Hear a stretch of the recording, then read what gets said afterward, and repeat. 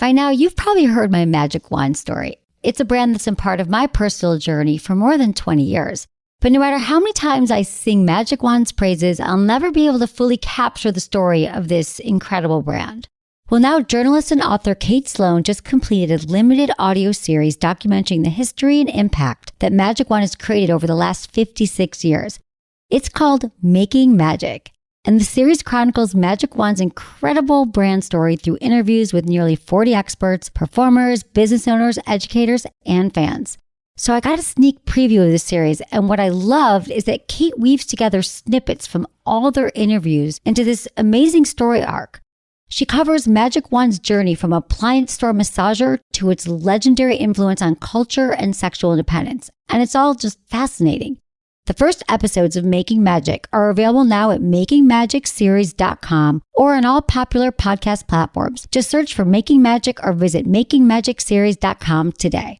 Thanks for listening to Sex with Emily. On today's show, I'm bringing you a mashup all about orgasms. From the how to have them alone to having them with a partner to everything in between. Topics include, so you've mastered the clitoral orgasm and now you're ready to go deeper. Finishing on your own? No problem. With a partner? Well, maybe you're not so lucky. How to perfect your partnered pleasure. Well, if you haven't heard, there's an orgasm gap, but there's ways to close it. And if you thought you couldn't achieve multiples, well, sit down and take notes because I'm going to help you get there. All this and more. Thanks for listening. Look into his eyes. They're the eyes of a man obsessed by sex. Eyes that mock our sacred institutions. Bedroom eyes, they call them in a bygone day. Hey, Emily, you got a boyfriend? Because my man E here, he just got his heart broken. He thinks you're kind of cute. A girl's gotta have her standards. Oh my. Do women know about shrinkage? Isn't it common knowledge? What do you mean, like laundry? It shrinks? Can we not talk about sex so much? Are you kidding me? Oh my God, it feels so good. Being bad feels pretty good. But you know, Emily's not the kind of girl you just play with.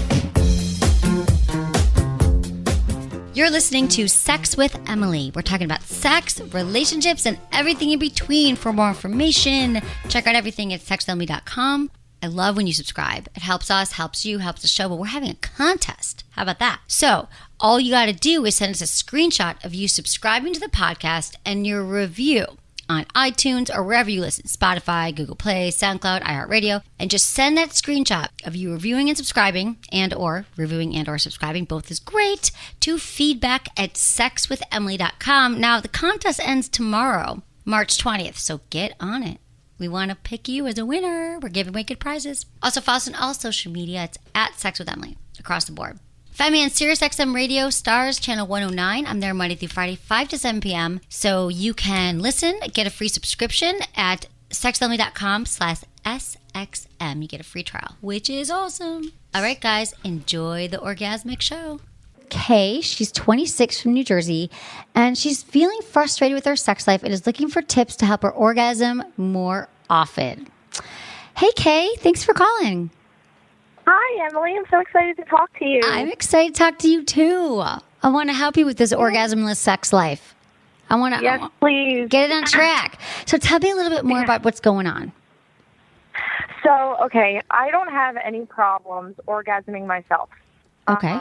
Me and my boyfriend have been together for 7 years, and I've had many partners before him, and I've just never been able to orgasm during sex, ever.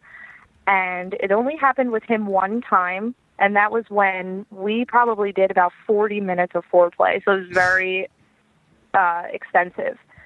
So that sounds about right. Able to do that every, yeah, but obviously we're not able to do that every time, so it's kind of, I guess it's more about me getting out of my head, and I just don't know how to do it, and I've been trying so hard. Yeah, it sounds like it. It sounds like it. 7 years, and this is good. So you can definitely orgasm alone when you're masturbating, no problem.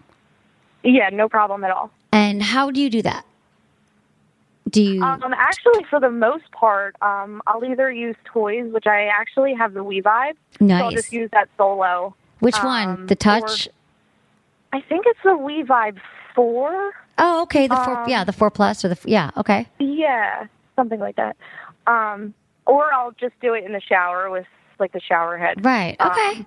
Yeah. That's cool. Okay. So you can do it. So usually it's with a toy though, not your hands. Yeah. Okay. Which is totally right. So you do realize, Kay, that you're like most women on the planet, 70% that can't have orgasms with their partner without, like on their own, like with like the first, second time or after 7 years, they need to kind of work on this. So nothing's wrong with you. So I think, and your partner's probably, nothing at all. Like, I hope you know that, like, this is just like probably one of the most common challenges women have because we're told, like, I was actually just talking about the 50 Shades of Grey. I'm like, the first time she has sex, she has an orgasm, like multiple orgasms, Right? and every time, right? Yeah. Did you read it? I'm like, and it's in this like 20 seconds. yeah, Like, in 20 that doesn't seconds. exist. She explodes around him in a puddle of orgasm. I'm like, oh, lucky you, bitch.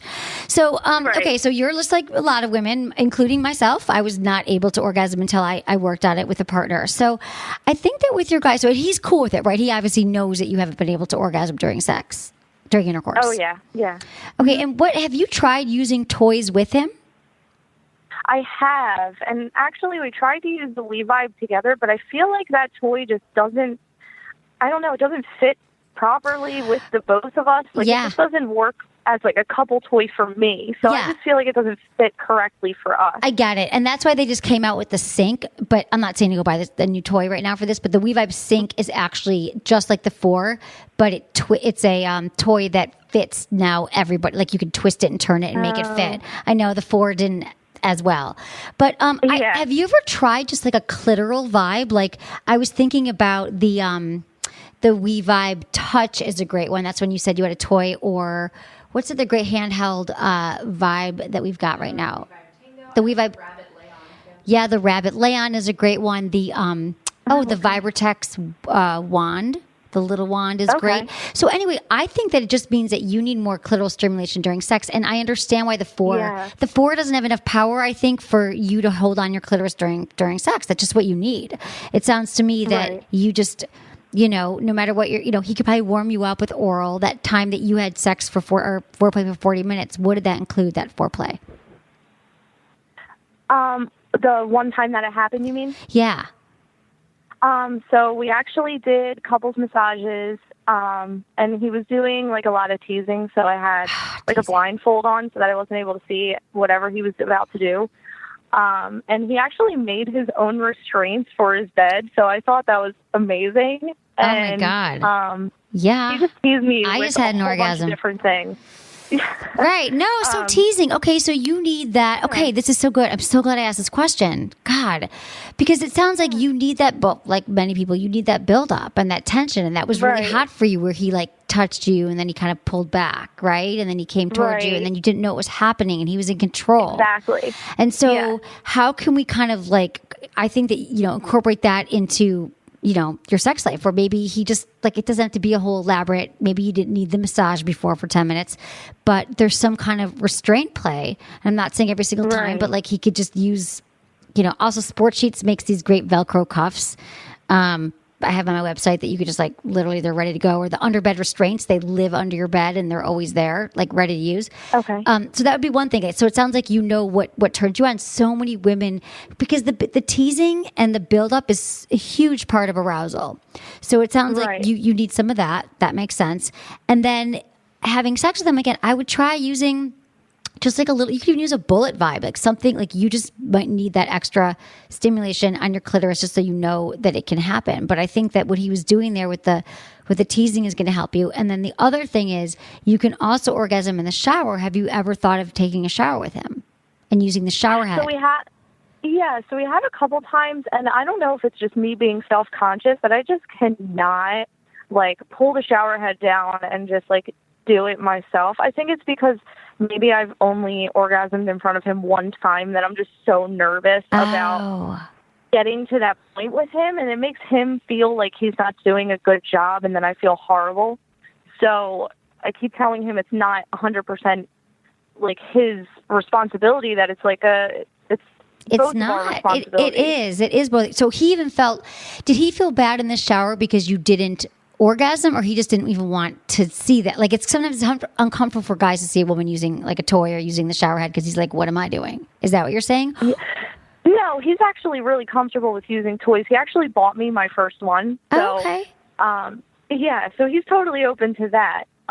But he he won't say anything, like if I don't, try to, I guess, do things myself, but then I feel bad that, that I didn't speak up, because I feel like once we're actually getting intimate, I'm very quiet and I don't speak up. And right. It's hard to do. Then it's like afterward. Right. Okay. I think you just got to have that toy by your bed, have some lube. I mean, definitely tell him how hot you thought the restraints were. And maybe get some easy, like you said, he did some DIY restraints. I would just seriously go to our website.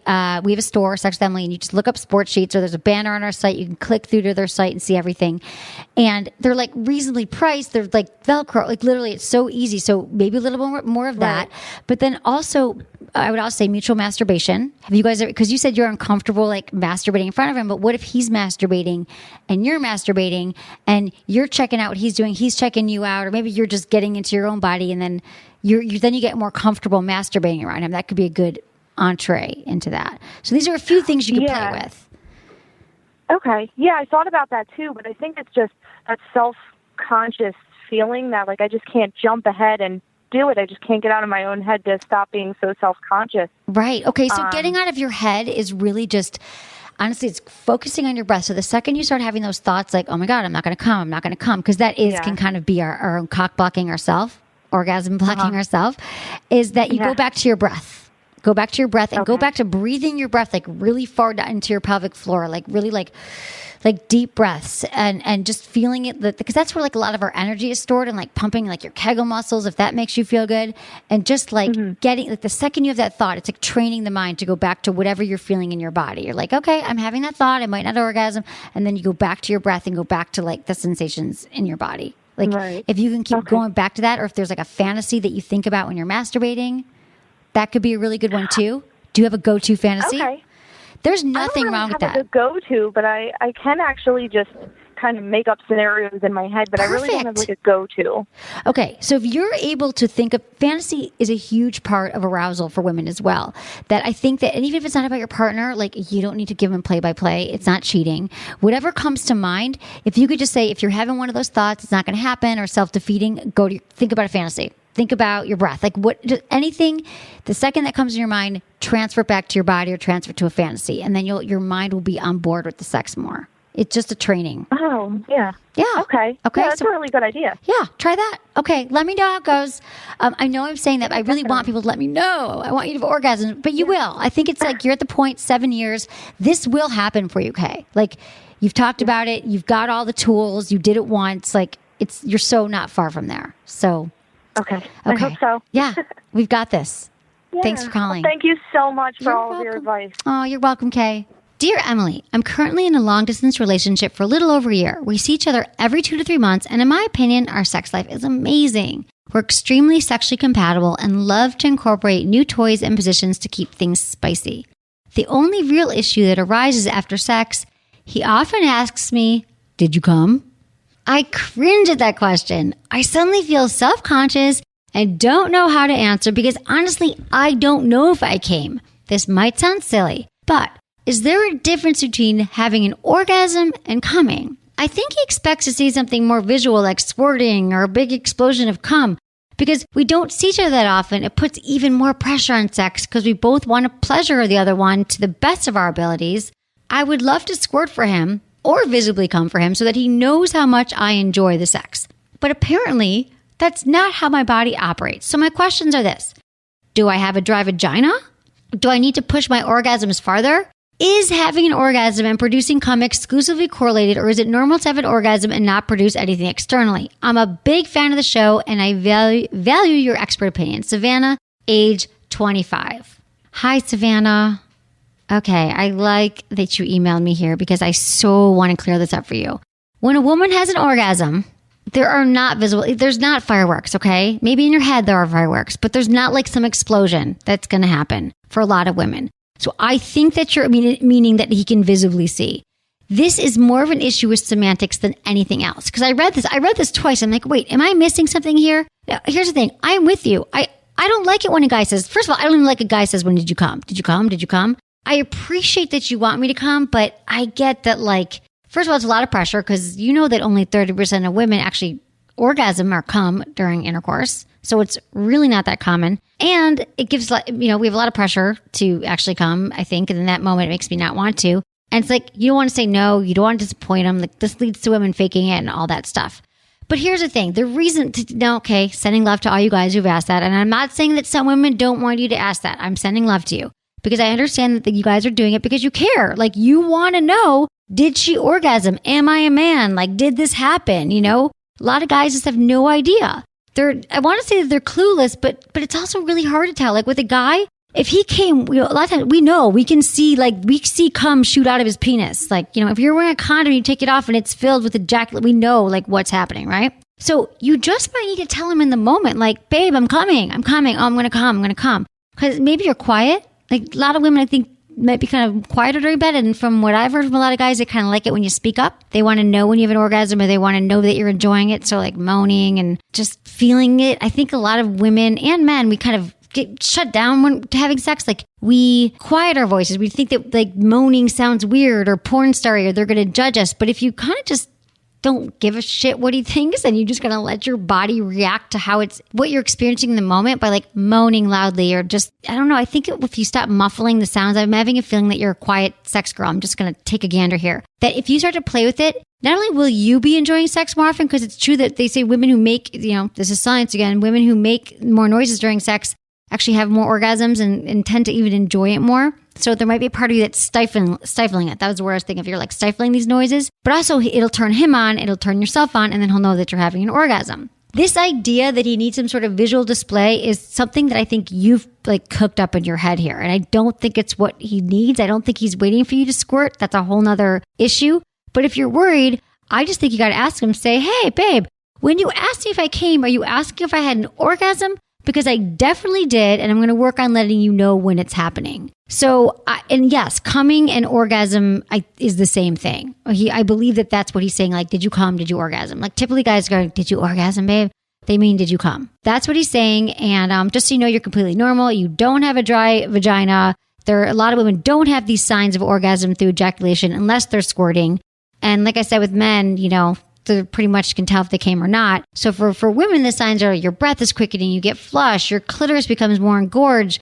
I mean, that's really the only way the guys can really tell that you orgasm, if he's going to get down there with like a magnifying glass. I'm like stethoscope. A magnifying glass to be like, is your clitoris engorged? I mean, that's why women can fake orgasms so easily, but you're having like lots of orgasms, which is so great, Savannah. So I think you just got to be, babe, I'm coming, and it's awesome. So, I mean, squirting, yes, you could learn to squirt. We will talk about that another time, but I don't think that's the issue here at all with him. I know you guys, a lot of you are like, don't just say you'll talk about it, and you've talked about it on other shows, but you guys, I have done a lot of shows in squirting. I'll do another one soon. You can check it out on my website or go to a blog post, and we can talk more about that another day. But Savannah, you're good. Just let them know. Communication, people. It's all about communicating. That's it. It helps so much. Hey, Anderson, our first call is from Paris. Paris. Hello. Hello. How are you? It's Emily and Anderson. Hello, Baguette. Agate. Hello, Agate. It rhymes with baguette, right?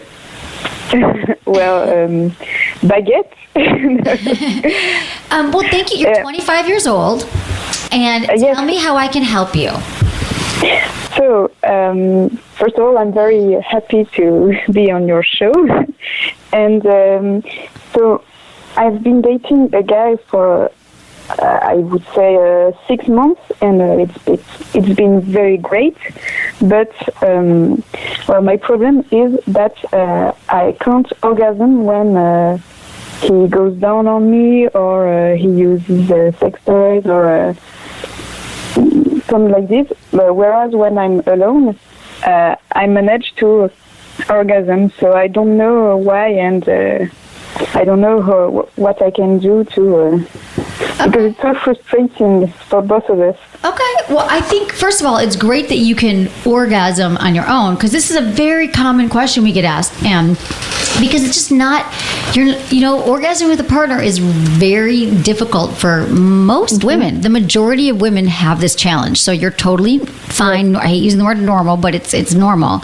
And if you know how to do it on your own, it's the kind of thing you got to incorporate it when you're with your partner. Just show them and say, this is what I do. You can do some mutual masturbation. You can show them exactly how you want to be touched because he wants to please you. I'm certain. Yes. But when I was with my ex, and when he went down on me, I orgasmed. So I don't know why I have a kind of. Make sure you tell the new guy that. No, don't tell your boyfriend that. Listen, do you remember? To motivate him. So here's the thing. He probably did. Exactly. The last guy did it. Don't do that. But I think that, do you remember what your ex did and what this guy's done? Because you can give it. No, you don't remember? No, it's the problem because I can't go to my ex and say, oh. That'd be awesome if you could interview him. Be like, listen, I have nothing to say to you, but I have a question. Just bring him in. Put him on the bench. No, have him like coach from the bench. So here's the thing. I think that you could probably know, like when your ex is going, when your boyfriend's going down on you, does it start to feel good and then something happens and it's like, doesn't feel good, or does it never feel good? No, it feels good, but it's like I'm reaching some kind of, level, and I can't go further, and I can't orgasm, I don't know, it's some kind of blockage, I don't know. I think that, you know what? Here's the thing. I think how long have you been with him? You were with him for 6 months. So I think that you have to, in the moment, be present with him and show him, like, guys, a lot of guys don't know, like, because every woman is different. Maybe his last girlfriend liked him going down on her in a certain way, and he's doing the same thing with you. So you just need to be the director here. You need to say, like, in the moment, like, can you try this? Can you go softer? Can you go slower? Can you, a lot of guys go too fast, too hard. Maybe you need a little more foreplay. And then also you could bring a toy in. Now, she said she uses toys. Okay. So I think that this could also be in your mind that you're thinking it hasn't happened. It hasn't happened. And so you're like, it's just not going to, and we do that. A lot of this stuff is just in our head and it's going to stop you from orgasming. So that's why I suggest start with some mutual masturbation when he's in the room and you guys are both getting off, and then you've done it with him in the room. He sees what you're doing, you see what he's doing, you know what turns him on, you're learning, it's hot, and then go from there. But yes, maybe I put too much pressure on me. I don't know. You are. No, I'm going to tell you right now that there's nothing wrong with you, and you likely are putting a lot of pressure on yourself because you're thinking, is it going to happen? And that's what we do. We block our orgasms. We're like cock blocking, but orgasm blocking. And we get so scared it's not going to happen. It's not going to happen. And that is what allows it not to happen. So I would try to just get it out of your, know that it will happen, believe that it will happen, and try mutual masturbation with him. Okay? Okay. Yes, maybe good. Let me know how it goes. Okay. I think that it will. I know it'll work. There's nothing wrong with you at all because you can have orgasms and you like your boyfriend. Yes. Get over this hump, okay? Get out of your head into your body. Hump. Okay, thank you so much. Try some wine too and like loosen up a little. Okay, thank you for calling. Thank you. Bye. So much. Bye. We've got Catherine. She's 37 from Toronto, and she gets the G-spot feeling like she has to pee, and it's annoying and can't quite follow through with the G-spot orgasm. Is that what's happening, Catherine? That is it. I'm assuming that's heading in the right direction, but I just can't seem to get past that feeling that I need to pee. So it's either I feel nothing or I just have that ongoing, like, I need to pee feeling. Right. Well, that is the feeling that you have right before. For many women, they feel like they have to pee, and then they have the orgasm. And now I think a lot of women stop it at that point too because they're so concerned about peeing, right? So they never actually get to follow through. Right. Have you ever had a G-spot orgasm on your own? No, I have not. Okay, so I would. Well, you're in a relationship right now? Yes, I am. Is he a hockey player? He has played hockey, yes, but he's from Toronto, so I had more to in ask. College, more university kind of stuff. Nice. Well, I would say. Thank you. Hockey players know how to bang. Now we can picture it. I've talked about this as well on the show that I feel like I didn't have a G-spot orgasm with a partner until I explored on my own. And because then it was like I didn't have the pressure of, someone else, like, is this happening or not? And I love the WeVibe Rave. It's a great G-spot vibrator. Like, I can't even tell you, I don't know, everyone here in the office loves it as well. And it's a great way to find, you can try your fingers as well. That works. But I feel like maybe you wouldn't care if you have to pee, and then you'd start to know how that feels. Like, you use some lube. It helps to have a clitoral orgasm first, because then that area becomes more engorged, and then you don't like the word engorged, Anderson, sorry. And then it could kind of help you. And also, like, lifting your legs up. There's different ways to position yourself, putting a pillow under your butt. What you're saying is once you find out where it is, you know how to guide it to get there. Yeah. Boy, how does that sound to you, Catherine? Is there anything else, like, to texture to that, or like? I definitely once I started listening to your show, I actually have purchased one of the Wii Vibes, the ones with the remotes and everything. So we played around with that a little bit. I've tried that on my own. Obviously haven't got the right spot yet, but I have been doing some exploration. Good. And I definitely when we're engaged in sex and I'm starting to feel that, I don't stop because I try not to reposition too much because, again, learning from your podcast, I'm like, oh, this is a good sign. But, again, I just sort of linger in that world of, I need to pee. And, and eventually, it starts to just feel uncomfortable rather than, I get it. Yeah. Are you in your head a lot, or are you in your body? Are you thinking is this it? Is this it? Because that can kind of stop us a lot as well from... Probably. Okay. Probably. I do tend to have a bit more of an analytical personality, and I mean, just this is the first relationship I've really had that I've had such an active sexual side to it. So of course, I felt the need to research everything. Wine. Finding your podcast. Have a few glasses of wine. Let go. So, yeah, no, I'm glad you found the podcast. And the G-spot is this elusive, I'm telling you, it's not that, for some women, it's literally our anatomy's different. There's some women who have sex for the first time and they have blended orgasms, and that didn't happen to me either. I had a lot of sex before I actually found it. So you could also use his fingers. You could lay back and just be let's try to find your G-spot together. And you could lay back on a pillow. We have done that. Right. See, I tried that too with a boyfriend for years. That's why I had to do it on my own. I really did. I was like, F it. You know what else really helped me? Doing my Kegel exercises. I'm telling you, when I started doing them regularly and using the intensity, I don't know if I've talked about the intensity for a while by Pormois, which is I know, and you can do Kegels on your own, obviously. But this was the one product that I have your app. Okay. So it reminds you, and I'm telling you, and for me, I feel using Kegel balls or the intensity, which uses electrostimulation. You lie back. You've heard this, probably we talk about this. You lie on your bed, and for 10 minutes a day, you put it inside you. You can't really feel, it feels good. It's also a vibrator if you choose to use it that way. And you don't even have to do your Kegels because it stimulates them. Okay, so this goes in your vagina. It's safe. It's a medical device. So the point is, I just think that doing your Kegels, practicing on your own, and taking the pressure off. I feel you're already in this oh my God, I'm pain. Yeah, and I get it. I am too. That's why I asked the question. I totally get that. But I had to personally be alone and just let it go and forget that anyone was there and just play with it. And it didn't happen the first time. But I'm telling you, that combination of Kegels, using a toy, lube, and making sure I had a clitoral orgasm, and squeezing my legs together was really helpful too. What? Tightening? I just thought of a question. Flexing those Kegel muscles, you kind of, if you that really helps as well with your G-spot. Do you think tensing and relaxing them? More people have found Jesus or the G-spots? Because it seems it's unbelievable how many people have not found their G-spots. And I was thinking a good place to find it would probably be prison, which is where a lot of people find Jesus. It's really, really hard to find. We're going to name the podcast Jesus or G-spot. Honey, I'm with you. It is so tough. It's still not that easy for me with a partner. It's just the way our bodies are. But I'm telling you, once you find it and in a different way, and I think, what do you think? Can you try some of these things? Does that seem like I've given you? We're working on it. So it's just more to, it's encouraging to see that it's the right track and that, it's not weird. It's not weird. No, it took me so long. And then I had, it's not weird at all. Relax a little and, get up, maybe do some kind of extraneous conditioning during the day or something. So you're a little bit more your body's a little bit more relaxed. And I don't know, maybe you go on a long hike beforehand or something. Because she's in her head. Yeah. She needs to get a little bit more in her body, the last You got to get into your body. And you got to breathe, honey. You got to breathe into your pelvic floor. Breathing. It helps with everything. Better sex, better everything, better life. Okay.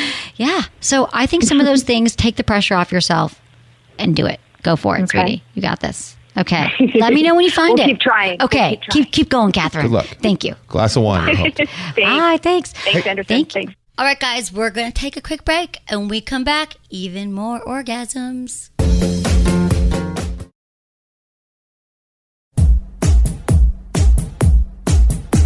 Ashley, 25, in Boston. Hi, Emily. I've been seeing my boyfriend for about 4 months now, and he's the best partner I've ever had. in and out of the bedroom. He's the first person I've ever been with who puts my pleasure first. From the very first time we've had sex, he wanted to hold out so I could orgasm before he does, but I can't seem to achieve multiple orgasms. I can't even have multiple orgasms, not even when I masturbate. While I'm able to continue having sex after I come once, I'm wondering what I can do to increase my chances of having more than one O in a given session. We're super open with one another, so I can bring anything into the bedroom and just try it. I don't know where to start. Any advice would be amazing, Ashley. Okay, Ashley, well, congratulations on the great sex and a guy who's putting your pleasure first. I love all of that. And I love that he's waiting for you to orgasm. And I also love that you can have one orgasm during sex because chances are good you'll be able to have more. So the reason why we often don't have multiple orgasms is because we really don't even know how. We know it's possible, but it seems like this elusive thing in the future. So I would say the best thing to do is to focus on it when you're alone. So when you're masturbating, flying solo, that's the best time to figure out, well, what exactly happens and how do I learn how to have a multiple orgasm? But here's my best tips and some steps to get you there. So first, give yourself permission for pleasure. Like you're allowed to have pleasure. You're allowed to have as many orgasms as you want. So you got to relax into it. That's the key to multiples. So when you're alone in your room, and if your boyfriend wants to join you for some mutual masturbation, that's awesome too. Enjoy the first orgasm. So you had one, that's great. But the trick is to stay connected physically and emotionally while you take a break from the orgasm or however you orgasm. So if you're having sex, you might want to slow down. He might even want to pull out, start touching you all over your body. You know, just kind of put your hand over your vulva so you can just kind of breathe, but you still want to stay connected. And again, during masturbation, this might be a little bit easier. And you want to kind of master this touch on your own. And since most women don't experience a lot of multiple orgasms through intercourse, because a lot of times our clitoris is too sensitive if you have a clitoral orgasm and we just can't take any more touch, but that doesn't mean that you can't build up that energy again. So he might want to pull out or just move slower, and you can start like indirectly stimulating your clitoris, or again, he can touch your breast, move his hands all around your body. And throughout all this, while you're enjoying the glow of that one orgasm, you want to continue to breathe. Because if you're too in your head and you're like, is the next one going to come? How is it going to happen? You're going to lose your mojo. So if you get overwhelmed, just focus on your breaths, because when we breathe into our body, you guys, and this is important for even if you want to have one orgasm, it spreads throughout your whole body and it expands how much pleasure you can actually feel. And it also can enhance the intensity of your orgasm when you breathe. I can't tell you how many people, listeners and friends and people around the office are like, oh my God, Emily, I'm so glad you told me about breathing, because now I breathe. And when I breathe, I'm able to have more orgasms, and my orgasms are more intense. So never forget the breath. And they also don't put too much pressure on yourself, because when we pressure ourselves, we all know what happens. We get out of the moment, we stop orgasming, and we're just wondering when the next one is happening. So I think, again, when you're alone would be a great place just to masturbate. You know, using a vibrator is great. I didn't learn how to have multiple orgasms until I was on my own, and then I'm able to bring it into a relationship. So just breathe, take the pressure off yourself, experiment, and I think it's totally possible. Okay, this is from Dexter, 48 in Florida. Dear Emily, according to recent books, clitoral orgasms seem to be the holy grail of orgasms. Previously, people were encouraged to explore the G-spot, the U-spot, and A-spot orgasms. Now it's being said that there's no such thing as vaginal orgasms and that searching for the G-spot is a waste of time. What are your thoughts on this, Dexter? Okay, why do these studies keep coming up, you guys? There's been so many studies that the G-spot exists, it doesn't exist. Now, I happen to know that a lot of women are going to tell you otherwise. I can assure you that all these companies, too, that make these G-spot toys that just kind of hit this sweet spot, they're probably not wrong either. But the vagina is just very, very misunderstood, and that there's really no such thing as a wrong kind of orgasm. Some women have clitoral orgasms. Someone can only have internal orgasms, call it the G-spot, the A-spot, the U-spot. But I think the most important thing is that women, you know, bottom line, they need to prioritize and figure out what works for them and find out where their pleasure is, then go in that direction. You know, I think the clitoris is confusing. It's not just that little button that has 8,000 nerve endings. There's also, you know, those nerve endings extend inside. There's internal nerves. So people might say, oh, well, maybe that's actually what's happening. The other reason why this is a debate, I think, is because so many women have this expectation that during penetration, they should have an orgasm. And if they don't, something's wrong with them. They're they're broken, they're missing some kind of like superpower. Well, we all know that only 30% of women actually have orgasms during intercourse. And so what I think this whole conversation should be about is women specifically understanding that the clitoris, for a lot of women, if they have clitoral stimulation, they're more likely to have an internal orgasm during sex or during anything else. It can just help to knock out that clitoral orgasm, and then the whole internal area, the G-spot, if you believe in that kind of thing, becomes more engorged, and then it's easier to have orgasms. So my thoughts to you, Dexter, is no matter who, if you're with a woman, just pay attention to what she needs, what she wants. Have talked with her and figure out her hot spots. I'm sure she will guide you, or you guys can go exploring together. We have so much potential for pleasure, guys, so just keep searching. These are ways that we perpetuate the orgasm gap that we never realized, according to a psychologist.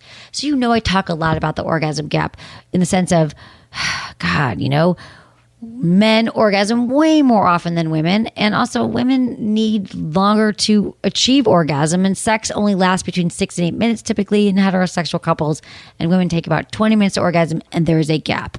Another way to think about the gap is that there's this thing that is subtly penetrated through society about vaginal penetration. We are pressured, women are taught from a young age, and men, that if we don't orgasm through vaginal penetration, a man sticking his penis in my vagina and I don't have an orgasm, there is something that's wrong with me. I am broken, because that's just how sex is. So here's a few ways that they show that this is why we believe this, is that pop culture depicts women orgasming through penetration. So think about it.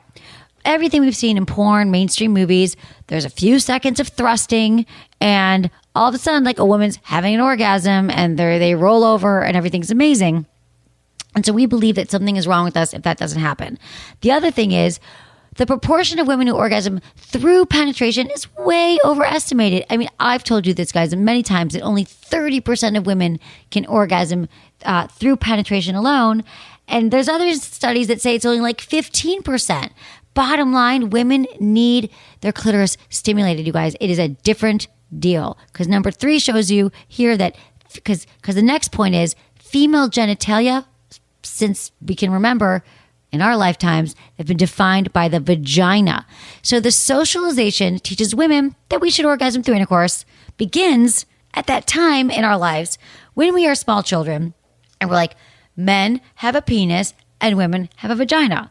So nobody talks about, the fact that actually the clitoris is something very different than the vagina, because we hear penis, vagina, and then we hear sex. So we think penis goes in vagina and that's sex.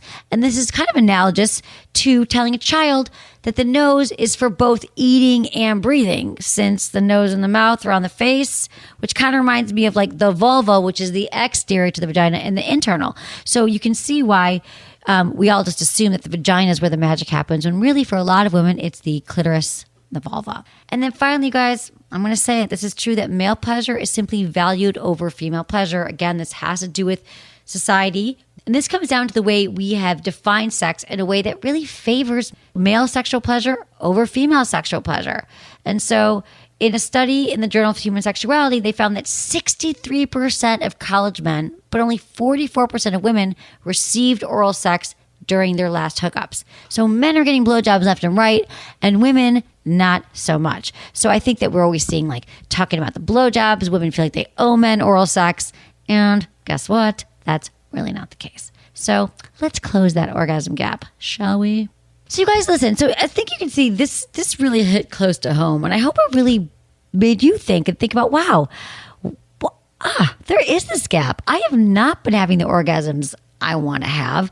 Do you feel like your orgasms have been gapped? Do you feel like you have not received your due amount of orgasms? Because you can see here, you guys, it's really just the way that we've been socialized. It's really deeply ingrained to who we are from a very young age. You guys, this is in no way bashing men. I don't think you know any better. Like, I wouldn't know. I believed all of these things at one point, that I was broken because I wasn't having orgasms through intercourse. So I get it. So I want to hear from you, though. Is there a way, do you think that you've missed out on some orgasms because of this, men or women? Does this make sense to you? Does this resonate? Okay, Jamie, you want to read the next one? Yes. Cool. Okay, this is from Megan, who's 24 in Idaho. Hi, Emily. I've been married for a year, but been with my husband for 4 years prior. We have an incredible life together and half the time an amazing sex life. Lately, I have been super horny, but all at the wrong times, leaving me masturbating on my lunch breaks or any time that I'm alone. Although this is fine, I'm to the point that when I'm alone with porn, I orgasm in under 5 minutes. And when I'm trying to enjoy being intimate with my partner, I can't seem to orgasm. I feel like something's wrong with me, that I can't relax enough to enjoy the real thing with my man. Should I quit masturbating altogether or maybe just quit using toys? Thank you. Okay, great question. None of the above. There is nothing wrong with you. Just need a little bit of good old-fashioned communication. And it sounds like you're really in your head with your husband and you're probably maybe O-blocking yourself, orgasm blocking. That is a real struggle. So, and I would say you're at the wrong times. What, are you just like getting horny when you're hungry at lunch? Is that what it sounds like? You're at work? Or Horngry? Horngry is a thing. Instead of hangry, horngry. Yeah, and you orgasm in 5 minutes. Yeah, I think that you've gotten into your head about this. I think that you got to, it's about getting out of your head and into your body and thinking about what's happening in the moment. Yes, definitely bring toys, bring porn, and I'm sure it's going to turn your partner on as well. If that's what works for you, it's going to work for both of you. It's your husband. So this is the time to start talking about it. Yeah, no, definitely. Like, those things don't have to be separate. You just... and Emily said this before, recreate your masturbation sessions with your husband, like incorporate that. Mm-hmm. And also, toys aren't going to ruin you and neither is porn, but switch it up. Don't use them every time that you're masturbating. Yeah. Just try. Yeah. If you're worried about it. Right. Exactly. Just kind of switch it up, just like everything, just because that's going to get boring too. Right. That's going to get to be the same old, same old. So I think it's a communication thing. Once you take the pressure off yourself, you're going to realize that the orgasms will come. Yes. The orgasms will come, and so are you. Okay. Something like that. Yeah, exactly. Okay, guys, thanks for listening. I hope you enjoyed the Orgasm Show, and thanks to my incredible team, Ken, Michelle, producer Jamie, and Michael. Was it good for you? Email me, feedback@sexwithemily.com.